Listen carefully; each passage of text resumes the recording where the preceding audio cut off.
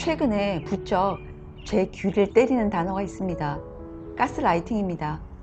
솔직히 저는 불과 얼마 전까지만 해도 검색을 해보기 전까지는 가스라이팅이 범죄 관련 용어로만 쓰이는 줄 알았습니다.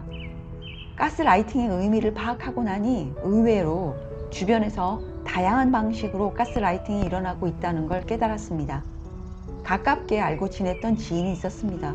그 지인은 20대 초반에 만난 비한국인 남자랑 장기간 연애를 거쳐 결혼한 지 20년이 훌쩍 넘었습니다. 각자 일하고 있는 분야에서 나름 성공을 거둔 모든 면에서 완벽해 보이는 커플이었습니다. 그들은 매우 사교적이고 활동적이라 코로나 이전에는 자주 사람들을 집으로 초대해 파티를 하고 식사를 제공했습니다. 인원이 많은 경우에는 뷔페 형식으로, 그렇지 않은 경우에는 다이닝 테이블에 둘러앉아 함께 식사를 하곤 했습니다. 어느 날 지인이 식사량에 대한 스트레스를 남편으로부터 받고 있음을 털어놨습니다. 너무 많이 먹지 마라. 적당히 먹어라.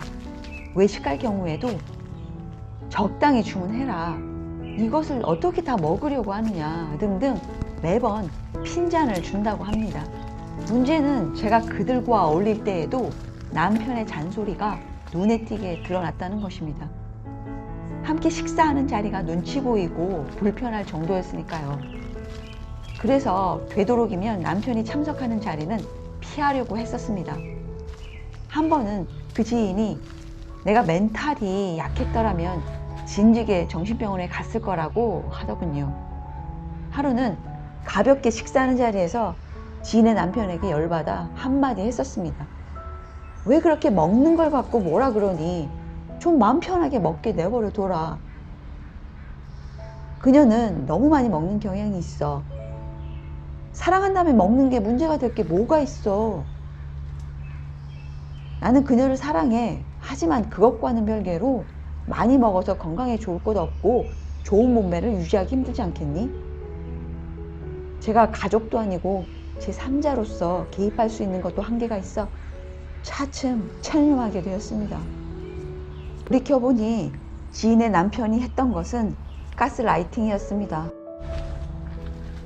대놓고 하는 가스라이팅이 있는 반면 가스라이팅을 당하고 있는지 인식조차 못하는 경우도 있습니다. 바로 제 이야기인데요. 돌이켜보니 제 판단으로는 가스라이팅 같은데 이 영상을 보시는 여러분들의 생각은 어떠신가요? 2020년 1월 입사한 회사에서는 같은 해 3월 코로나가 본격적으로 확산되기 시작할 무렵 사회적 거리두기가 이루어졌습니다. 제가 일하는 재무팀에서 저는 떨어져 나와 복도 맞은편 비어있는 사무실에서 2022년 5월까지 2년 넘게 일했습니다. 3명이 사용하는 사무실을 혼자 쓰니 넓고 조용하고 개인적으로 좋았습니다. 하지만 한 가지 아쉬운 점이라면 출근할 때마다 회사 내 모든 사무실 키를 관리하는 책임자를 통해서만 사무실 문을 열 수 있다는 거였습니다. 그 책임자 A는 주 업무가 임원을 보좌하는 비서로서 그룹 내에서만 30년 가까이 근무해온 베테랑입니다. 가장 나이 많은 자식이 35세라고 하니 저보다는 훨씬 나이가 많아 보입니다.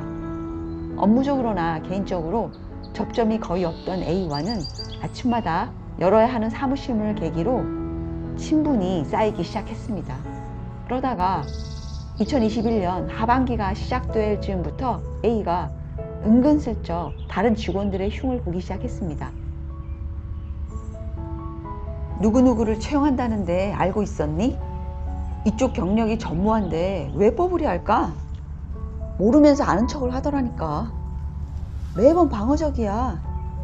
문제는 흉을 보는 대상이 제가 속해 있는 재무 팀원들이었습니다. 팀장이 왜 널 사무실로 원상복귀 시키지 않을까? 오더가 떨어진 지가 언젠데 왜 아직도 이행을 하지 않은 거야? 물론 흉을 보는 대상자에는 제가 포함되지 않았습니다. 하지만 A와 대화를 하다 보면 화장실에서 볼일 본 후 뒤처리를 하지 않고 그냥 나온 것처럼 찜찜하고 짜증나는 기분이 들곤 했었습니다. 그래서 팀 동료들 험담을 할 수 있게끔 내가 A에게 어떤 여지를 주었지 생각해 보았습니다. 작년 초중반 입사한 지 1년 조금 넘은 시점에 이직을 할까 한동안 고민한 적이 있었습니다. 이유는 업무 자체보다는 사람들 때문이었습니다. 그 당시 나의 고민을 A에게 털어놓은 적이 있었습니다. 회사 구석구석 돌아가는 상황을 파악하고 있는 A는 제 말에 귀를 기울이며 호응을 해 주었습니다. 참고로 저 이직하지 않았습니다. 현재로서는 할 생각 없고요. 모든 것이 제 마음먹기에 달렸다는 것을 깨달았고 마음 편히 잘 다니고 있습니다.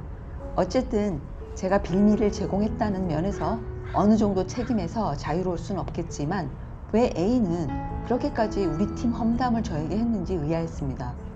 어느 조직에나 있는 남들 험담하고 다니는 전형적인 유형일까요?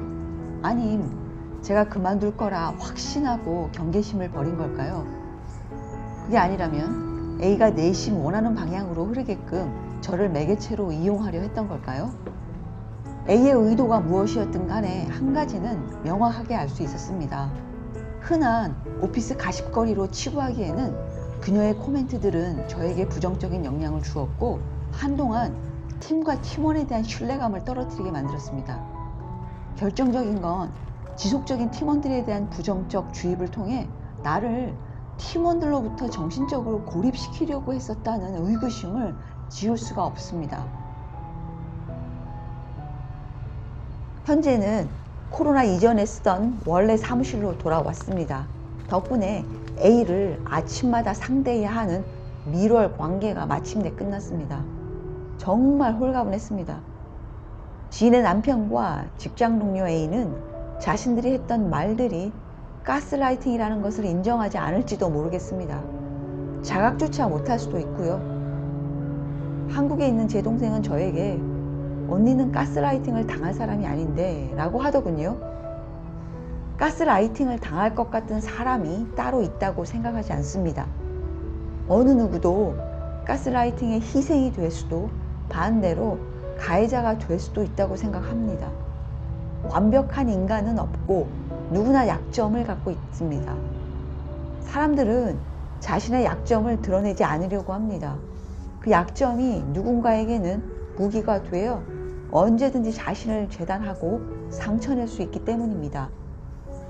상대방의 허점을 이용하여 조정하려 하기보다는 그저 다름을 받아들이고 이해하려는 삶의 자세를 우리 모두는 가져야 하지 않을까 생각해 보았습니다.